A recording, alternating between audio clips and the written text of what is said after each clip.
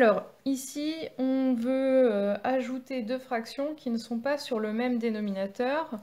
On sait que dans ces cas-là, il faut changer une des deux fractions pour essayer d'avoir le dénominateur de l'autre.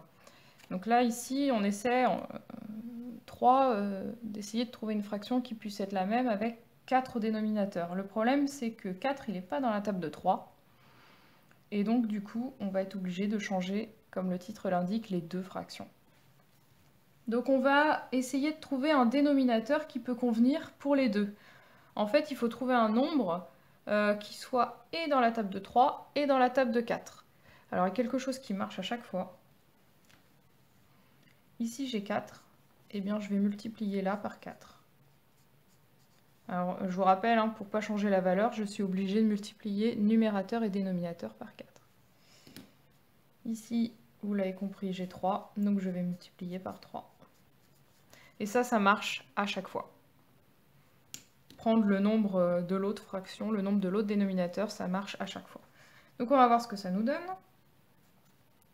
8 x 4, 32. 3 x 4, 12. 3 x 7, 21. 3 x 4, 12. Donc j'ai bien deux fois le même dénominateur. J'ai tout fait pour, de toute façon. Donc je vous rappelle que le résultat de ma somme, ce sera sur 12. Et au numérateur, je dois faire 32 plus 21, ce qui me donne 53 douzièmes. Et il se trouve que 53 douzièmes, c'est une valeur irréductible. C'est une fraction irréductible. Alors je vais faire pareil ici. 4 n'est pas dans la... 10 pardon, n'est pas dans la table de 4, donc je suis encore obligée de changer les deux fractions. La technique que je viens de vous donner consisterait à prendre le 10 qui est ici et à multiplier par 10 ici et ici.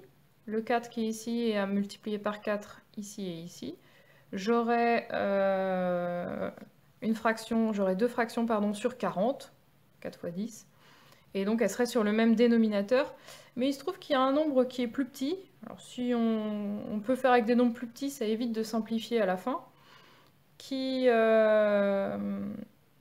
en même temps dans la table de 4 et en même temps dans la table de 10, c'est le nombre 20. Donc on va essayer, en fait, d'avoir les deux fractions sur 20.